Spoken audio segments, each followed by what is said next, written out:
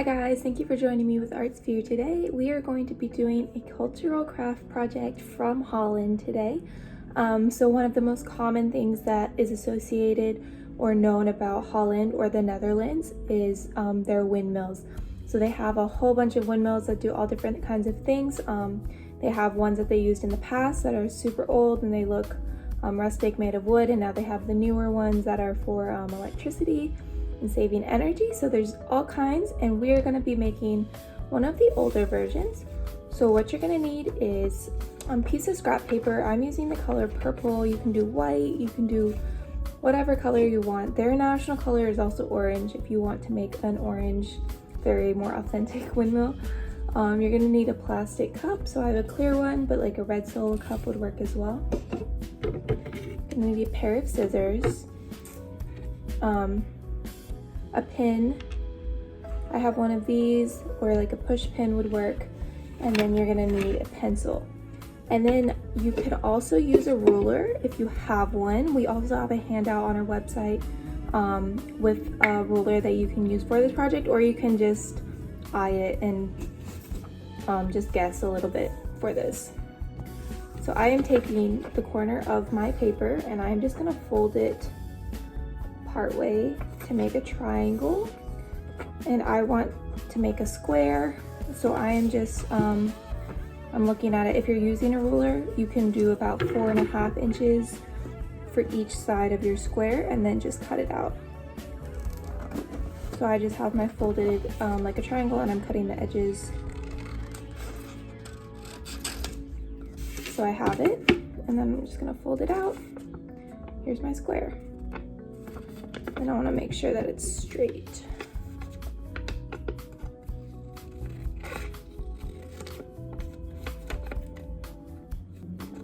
All right, so if you have it now, you can go ahead and fold it corner to corner diagonally to make a triangle if you haven't already. So we have it like this. Then we're going to do it the opposite way. So this corner to this corner, and we're gonna make another crease down this way. And because I didn't use a ruler, you can see me cutting off the edges where the extra pieces are hanging out because it's not a perfect square. So I would encourage you guys to go check out that ruler we have online. All right, so now you have a square with an X through the middle made of creases. So you're gonna wanna take your pencil and you're gonna mark halfway with a little dot, and just mark halfway on each crease.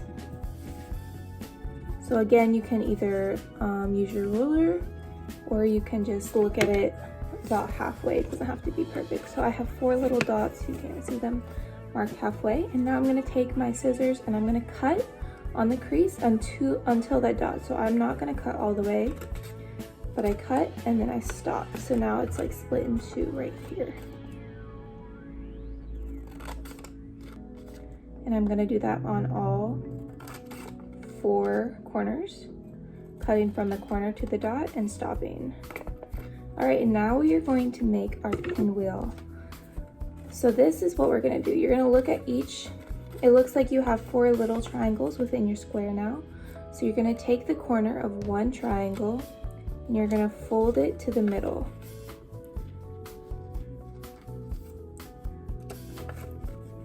So you're gonna fold it this way. Then you are going to move to your next triangle. Take the one that's on the same side. So this one was on my right side or your left. I'm gonna keep doing the same one. So I'm gonna do my right side again. So now this one's also folded. I'm gonna go to the 3rd triangle. I'm gonna take the right corner, bring it down, and I'm just holding them together with my hand in the middle. And I'm going to my last triangle right here. I'm taking the right corner and I'm folding it down. So every other corner we are folding it down to make a pinwheel. And so they should all be connected in the middle. You want to make sure that they're crossing over or overlapping just a little bit so that you can hold it down enough. You have a pinwheel.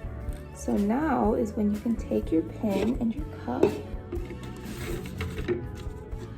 and you might want some help for this just in case you don't feel comfortable, but you are just gonna stick your pin through all 4 points you have stuck in the middle. Make sure not to hurt yourself. Okay, so I have my pinwheel now. And this is when you wanna make sure that they are overlapping, otherwise they will all come apart and you're gonna have to repin them. All right, once you have it pinned, you can pin it to the cup. So this is the base of our windmill, and it is just going to go about 1/2 inch from the top of the cup, or the bottom because we flipped the cup over. So I just stuck it straight through, and there we go. And it actually does turn as well. So this would be how the wind would come and turn your windmill this way. You can now take a marker if you have one and draw on a little door or a window on the side, because windmills were often, they're very big, so people go in them, they use the wind power to crush like grain and make flour or crush paint. A lot of times they use it to crush the ingredients and mix their paint together. So it's used for a lot of different things, and now they are used for electricity, or like this kind would be used for tourism to allow people to go in and look at how things were done in the past. So that is your windmill. It's super easy. You have a cool little pinwheel that spins, and feel free to decorate your cup. You can also experiment with how big you want to make your pinwheel. You can make it super small, you can make a really massive one. It's completely up to you guys. So I hope you guys are able to enjoy this. Experiment with it. If you like it, please hashtag us at #LoveArtsphere Inc. or email us at info@artsphere.org, and we would love to see your projects and your windmills. So thank you, and I hope you have an awesome day.